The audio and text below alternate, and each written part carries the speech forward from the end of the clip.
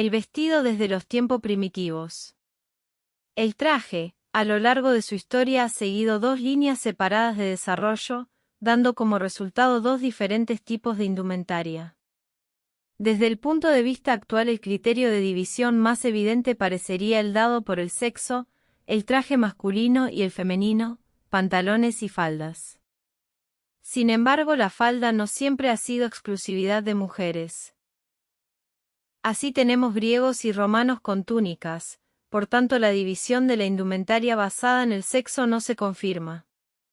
Sí es posible hacer distinción entre los trajes ajustados de la indumentaria actual y los trajes drapeados de los antiguos griegos, pero la historia ha mostrado muchas variaciones, y la distinción más útil es la que han establecido los antropólogos entre el traje tropical y el ártico. La historia del traje comienza mucho antes de que las primeras civilizaciones de Egipto y Mesopotamia iniciaran su aparición. En los últimos años, un gran número de descubrimientos y el estudio de las pinturas rupestres han proporcionado documentación mucho más antigua. Los geólogos han dado a conocer la existencia de una serie de glaciaciones en las que el clima de gran parte de Europa fue extremadamente frío. Incluso al final de las culturas paleolíticas, la vida se desarrolla en el límite de los grandes glaciares, que cubrían gran parte de los continentes. En tales circunstancias, aunque los detalles del vestido se hayan podido determinar gracias a consideraciones sociales y psicológicas, de lo que resulta obvio es que el principal motivo para cubrirse el cuerpo era preservarse del frío. Los animales poseían mantos de piel. Pronto el hombre empezó a cazarlos y matarlos para consumir su carne y cubrirse con sus pieles. Esto acarreaba dos problemas. La piel del animal que le cubría los hombros le estorbaba en algunos movimientos y dejaba parte del cuerpo al descubierto. Por lo tanto, se hizo necesario darle forma. El segundo problema radicó en que las pieles de los animales, al secarse, se endurecen y resultan intratables. Había que buscar métodos para hacerlas más suaves y flexibles. El procedimiento más sencillo era una laboriosa masticación. Las mujeres esquimales, incluso en la actualidad, dedican gran parte de su tiempo, en su labor cotidiana, a mascar pieles que sus maridos traen de la casa. Otro método consistía en humedecer y golpear la piel con un mazo repetidamente, habiendo eliminado los residuos de tejido que pudieran quedar adheridos a ella. Sin embargo, ninguno de los dos métodos eran satisfactorios. Cuando se descubrió que al frotar aceites o grasas de ballena en la piel ésta se mantenía flexible durante más tiempo, hasta que el aceite se secara, se avanzó mucho. A lo que le siguió el descubrimiento del tinte. La corteza de ciertos árboles, sobre todo del roble y del sauce, contiene ácido tánico que se obtiene por un proceso de maceración de la corteza en agua. Luego, sumergiendo la piel en la solución por un tiempo, flexibilizó las pieles y las hizo definitivamente flexibles e impermeables. A estas pieles ya tratadas se les podía cortar y dar forma, llegando así a uno de los grandes avances tecnológicos de la historia de la humanidad. Se han encontrado hachas con marfil de mamut, huesos de reno y colmillos de foca, lo que les permitió coser unas pieles con otras y ajustarlas al cuerpo. El resultado fue el típico traje de los esquimales. Mientras tanto, la gente que vivía en climas más templados estaba descubriendo el uso de las fibras animales y vegetales. Es posible que el afieltrado fuera el primer paso. En este procedimiento desarrollado en Asia Central por los antecesores de los mongoles, se peina la lana o el pelo, luego se humedece y a continuación se colocan hileras sobre una esterilla, que se enrolla de forma muy tirante, después se golpea con un palo. De este modo, las hebras de pelo de lana se unen y se afieltran. El fieltro resultante es caliente, flexible y duradero. Además se puede cortar y coser para hacer trajes, alfombras, mantas y tiendas. Otro método primitivo, utilizando fibras vegetales, consistía en aprovechar las cortezas de algunos árboles, como moreras o higueras. Se hacían tiras con la corteza y luego se las ponía en remojo. Después se colocaban en 3 capas sobre una piedra lisa, poniendo la central a contraveta, en ángulo recto con respecto a las otras dos. A continuación se golpean con un mazo hasta que se unían, para luego ser tratado con aceite o pintura para hacerlo más duradero. Este método puede considerarse como un punto intermedio entre el afiltrado y la tejeduría. Las fibras se aprovechaban para hacer tejido, como lo hicieron los indios americanos, pero el resultado no era tan satisfactorio como el obtenido con otras fibras como el lino, cáñamo o el algodón.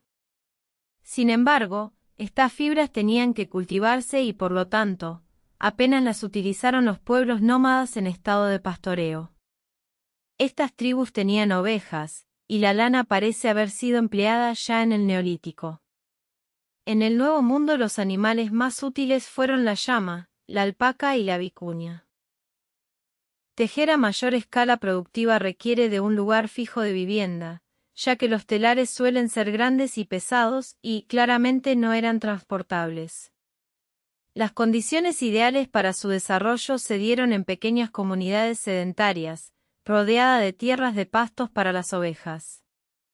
La lana se esquilaba de un modo muy parecido a como se realiza hoy en día. El manojo de fibra, una vez hilado, se convertía en tejido a su paso por el telar.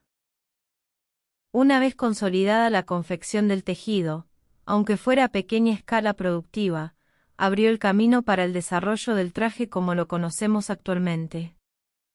La forma más sencilla de cubrirse con una tela era enrollarla alrededor de la cintura. Así nació el sarong, la forma más primitiva de falda. El paso siguiente consistió en colocar un rectángulo de tela sobre los hombros, que se sujetaría con fíbulas. Egipcios, asirios, griegos y romanos usaron prendas de este estilo. Las prendas drapeadas se convirtieron en signo de civilización. Los trajes ajustados y entallados eran considerados para bárbaros. Trabajar en drapeado requería perfeccionarse en el arte de la tejeduría para poder producir rectángulos de tela suficientemente grandes para tales propósitos. El pasar de las pieles de animales al tejido no fue tan sencillo o inmediato como se creyó. Las esculturas y bajorrelieves de la antigua civilización sumeria de la Mesopotamia muestran a personajes ataviados con faldones de tejidos de mechones, es decir, telas que imitan el aspecto de los vellones de la lana, dispuestos simétricamente, a veces en una serie de volantes. Cuando estos mechones se relegaron a los bordes de la tela rectangular, se convirtieron en un fleco. Y este elemento vestigial puede apreciarse claramente en la mayoría de las prendas usadas por asirios y babilonios de ambos sexos. Las mujeres y los altos dignatarios siguieron llevando prendas como estas, pero en la vestimenta masculina cotidiana este tipo de indumentaria se sustituyó paulatinamente por una túnica con mangas. Se cree que las mangas aparecieron por influencia de los pueblos procedentes de las montañas, al igual que las botas cerradas. En los bajos relieves encontrados en Nínive las mujeres apenas aparecen representadas. Hay algunas esculturas de diosas, en las que éstas aparecen ataviadas con vestidos largos con mechones. Hombres y mujeres llevaban el pelo largo. Se rizaban el cabello y la barba, adornándolos a veces, con hilos de oro entrelazados. Los tocados masculinos, tiaras, tenían formas de maceteros invertidos. Los guerreros llevaban cascos con una terminación de punta rota. Las prendas militares eran en un principio de cuero y posteriormente, para la infantería pesada y caballería, se cubrieron con placas de metal. Los persas invadieron la civilización babilónica en el siglo VI a.C. al proceder de las montañas, de clima más frío, iban vestidos con prendas más abrigadas. Pero pronto las abandonaron por túnicas con flecos y los chales típicos de la raza a la que habían conquistado. Además de usar la lana y el lino, los persas tenían a su alcance la seda, procedente de China. Sin embargo, mantuvieron su tocado característico, un gorro blanco de fieltro al que los griegos denominaron frigio, y que unos 2000 años después fue adoptado por los revolucionarios franceses como símbolo, como el gorro rojo de la libertad.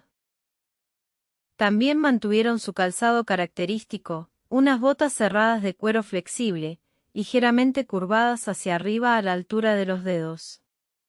El elemento más innovador de su indumentaria consistió en el uso de pantalones, que se convirtieron en el rasgo distintivo del traje persa, y que, a juzgar por los escasos restos arqueológicos, llevaron también las mujeres. Los medos, de la misma raza de los persas, tenían una indumentaria similar, pero más suelta y voluminosa. Sus tocados también eran diferentes, se trataba de gorros redondos rematados con coronas planas o de capucha. Apenas había diferencia entre el traje masculino y el femenino, salvo en el detalle que los abrigos de las mujeres eran más amplios y largos. Instituto Niden. Si te gustó este contenido, dale like y suscríbete a nuestro canal.